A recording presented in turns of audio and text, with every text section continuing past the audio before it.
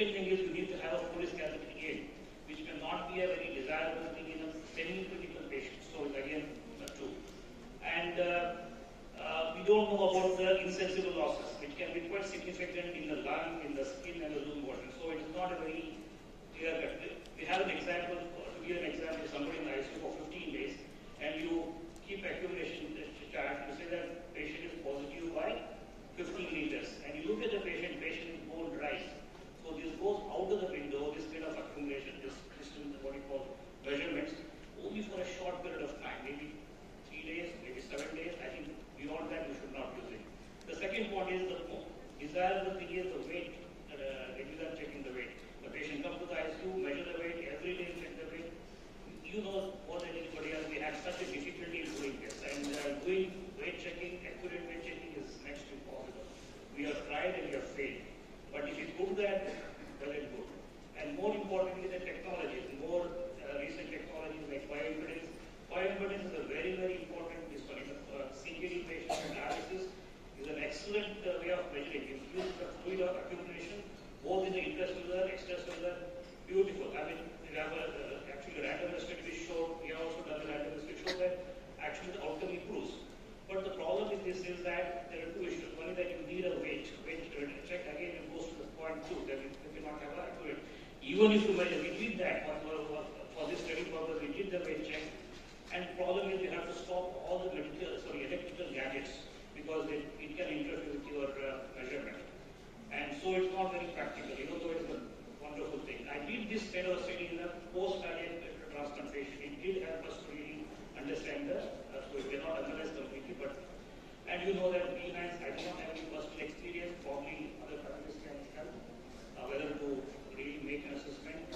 So we just go by the accumulative fluid balance in and out and see what is the measurement. So like many things in medicine, we do not have a foolproof method of assessing. Yes, Sheila. I just like to add a point, just like we looked at ultrasound and we looked at B-lines, so we are doing advanced hemodynamic monitoring, and if you have monitors like the PICO monitor or you have the volume view, you also get additional parameters like extravascular lung water index. You can also know what is the pulmonary vascular permeability, and so these and there's data to show that if your extravascular lung water index remains high, this is associated with high mortality.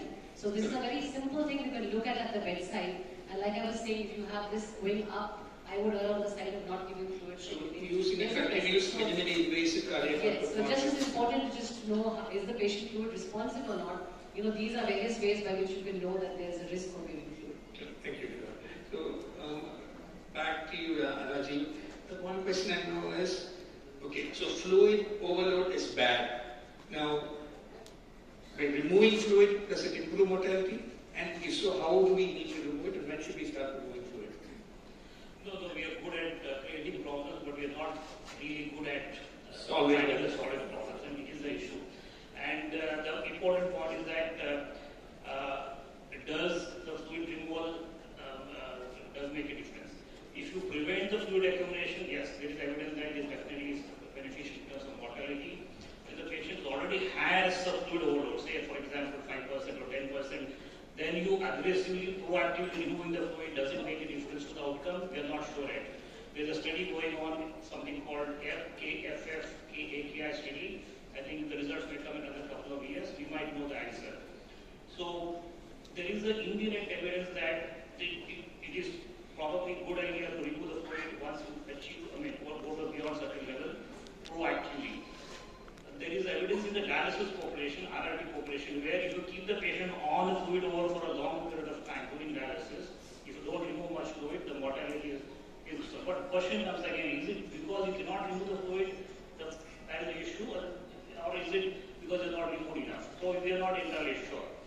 But having said that, I think once you start at RRT, I think you have to be very aggressive and try to take the fluid as quickly as possible. There is couple of studies which have come very recently, very interesting, from Australia and some multi-center data. It says that if you are on dialysis, you take the fluid out rapidly, aggressively. But the point is that you should take it slowly.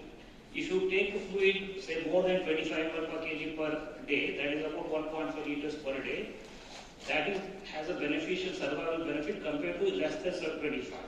So try to achieve a larger fluid removal, but at a slow rate. If you suppose you increase the rate of ultrafiltration rate or the fluid removal rate more than 1.7 ml per kg per hour, that is probably around 100 ml, 150 ml, compared to less than 1, that's about 60 ml, you have a survival disadvantage.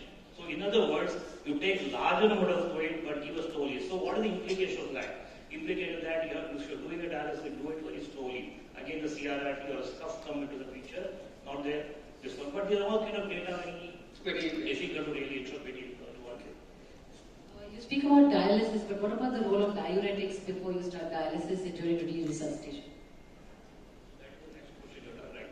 So how do you, this one, see there are three ways of looking at it. One is that you go initially as a proactive. When the fluids start accumulating, what you do is restrict your fluid, don't give much, and probably fatty matters, hypoaluminemic, albumin, give colloids rather than crystalloids.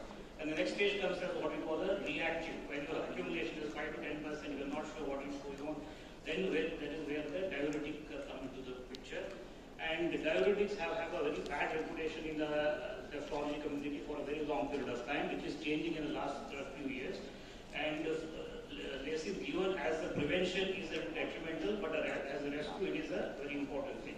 So how do you give furosemide? If you have AKI, the dose has to be increased. The ceiling dose, if you have complete shutdown, GFR less than 10, you can go up to 250 milligram per day. So we did a study with the CKD population, looked at infusion versus polysis. Infusion works better and also the complications are lesser. So I would recommend infusion maybe over a period of 6 hours to just assess where you get it.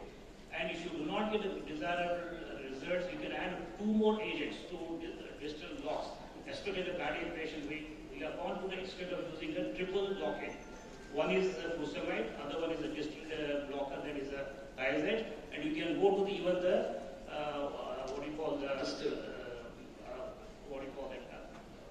distal water aqueous.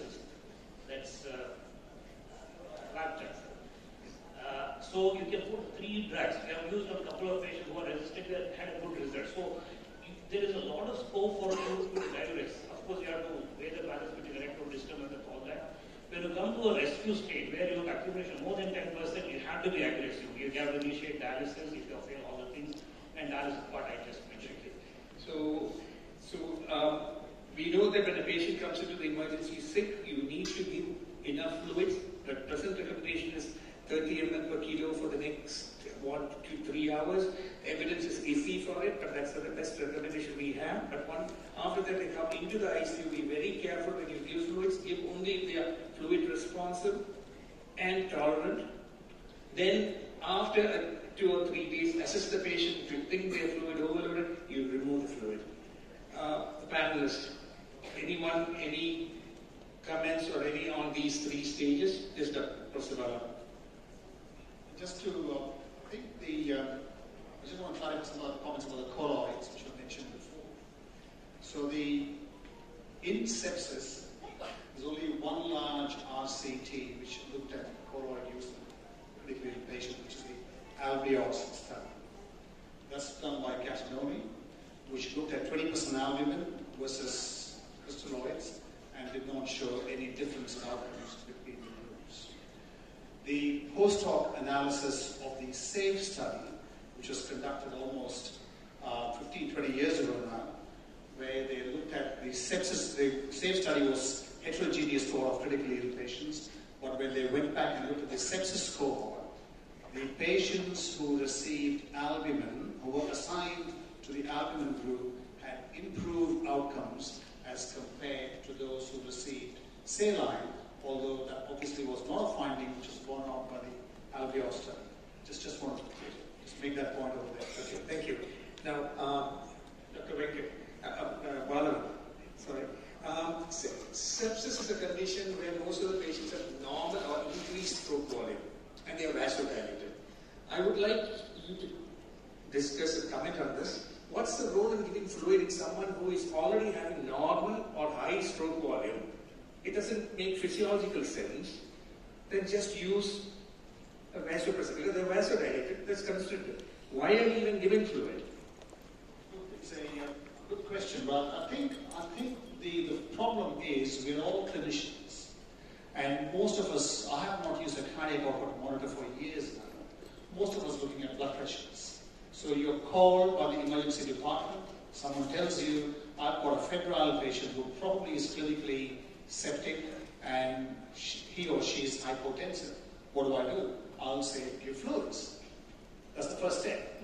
Now, the initial stage, yes, people talk about a hypodynamic circulatory state.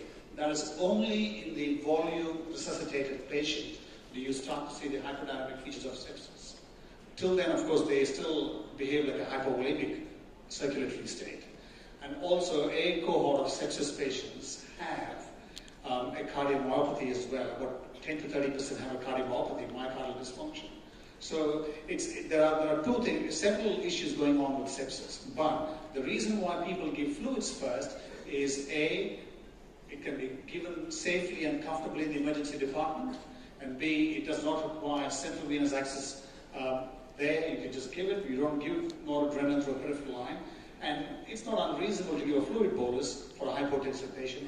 If they get better, then you stop that. So there is no, there are more and more evidence, against fluid, using inappropriate fluid. I said less is better, they say. So that's the main concern that we have. So if someone says, no, I'm not going to give fluid, I'm just this septic patient, I'm only going to use vasopressin. Yeah. Okay. What are we wrong? No, okay. Well, no, so I think the problem is this. You see, the difficulty happens, people are not clear about what's the optimal endpoint for resuscitation. Should you be driving a map of 50, 60, 70, 80, or people are not clear? As you all know, the sepsis FAM study, which compared two endpoints for mean arterial pressure, 65 versus 85, did not show a difference in outcome between the two, the overall mortality. Although the people who had a map of 85 had lower need for renal replacement, but a higher incidence of tachyarrhythmias. So the challenge with catecholamine-based treatment is there are side effects. You obviously have tachyarrhythmias and metabolic abnormalities and so on and so forth. Plus, in someone who is under-resuscitated, you are at risk of precipitating peripheral ischemia. So you've got to be very careful, and there's now a push towards moving away from catecholamines. So that's one concept. The second thing is you also have to keep in mind that when you've given a decent fluid bolus and you're giving catecholamines, and if someone has got on a 0.05, which is what the case mentioned, there's room for increasing it to 0.1, 0.15. You can easily do that. But also, you remember that there are now adjunctive treatments which improve your shock reversal. Correct. Steroids, angiotensin II, which is now available commercially, it's been approved by the FDA, and it's used for catecholamine sparing. So, those options are there. Vasopressin. Yeah. So, thank you. Now, the next question I have, I know you are one of the pioneers in this balanced fluid, strong ion therapy. Just for the audience to know, what are balanced fluids and why are they recommended over normal saline despite lack of strong evidence? And the other big question is, there's a big push for the newer balanced fluids, whereas we have ringer lactate here, which is much cheaper. I want to comment on use of the newer one versus ringer lactate. So, I guess the first question, what are balanced fluids? Balanced fluids are essentially, when you administer, these are really mainly for crystalloids, where when you administer them in large quantities, balanced fluids will not give you a metabolic acid-base disturbance, as compared to normal saline, which, if you administer in large quantities, will give you metabolic acid-base disturbance, metabolic acidosis. And so the common balanced fluids are Hartmann solution, Plasma-Lyte, which are commonly used. There are a whole lot of other solutions which are available in Japan and Europe, but these are the two common solutions. Also keep in mind that half normal saline is not balanced. 5% dextrose will also give you a metabolic acidosis. So please do not think that 5% dextrose is a balanced solution. So that's the first question. Second, why they recommend over normal saline? Because there's now increasing evidence that chloride, the buildup of chloride in the body can be toxic, particularly nephrotoxic. In the post-operative situation, it can give you post-operative nausea and vomiting. It can cause perturbations in your coagulation system. And I guess that's one of the reasons why people are now moving more and more away from chloride-based solutions. Now, why is there no strong evidence? Well, the reason people don't have strong evidence is because there's not been any large randomized controlled trials. Although that said, there are now 2 trials happening. One is the PLUS study in Australia, 8,800 patients, comparing plasma-like versus saline in critically ill patients, number one. And that's only about a third of the way into the study. And the study from Brazil, which is almost nearing completion, Flavia is running that study, which is also plasma-like versus saline. So I think that will answer the question and hopefully provide you the answer. And the last one is there any benefit of using a newer balanced fluid? Well, over Ringer's lactate? Well, the answer to that is there is hardly any evidence to support that. The only thing is that there are data in patients with diabetic ketoacidosis, where if you use plasma-like, it probably gives you less hyponatremia. Ringer's lactate has got a sodium of 129. Plasma-like has got a sodium of 140. So plasma-like is closer to the plasma composition as compared to Ringer's lactate. But people are familiar with Ringer's lactate, so 90% of the time if you use it in clinical practice, you probably won't be wrong. Thank you. The last question, I think Sheila got it out of Rajiv. No, like this about how on the bedside do you decide, okay, this patient is ready for deresuscitation. And what do you do in your ICU for deresuscitation? So when you mean deresuscitation, you mean when do we stop giving fluids or and then start taking it out? Yes. Okay. Well, again, if the patient is got a stable MAP and is passing good amounts of urine, there are no indices of organ hypoperfusion, then we'll start to back off on the noradrenaline if they're on noradrenaline, or if they've got a positive fluid balance, then I'll try them out with some Lasix, with them a bolus and perhaps an infusion to start with. We won't use dialysis purely for the sake of removing fluids if they are passing, if they've got stable renal function, stable acid-base properties, then we won't be using that. So that's what basically, when you use replacement therapy for fluid removal, the answer is no. You have answered me. Thank you. Thank you. Thank you for the list. So I conclude by saying fluid therapy is still considered an integral part of early sepsis resuscitation. Personalize the fluid therapy even in the early phase. Okay. Assess for preload responsiveness. Hold fluid therapy if the patient is showing signs of fluid intolerance. Crystalloids are preferred fluid. Consider balanced crystalloids early. If you want colloids, think of albumin. If colloid, assess for fluid overload, because we have evidence now that fluid overload worsens outcome. And once the patient is stable and there are signs of fluid overload, consider deresuscitation. Thank you.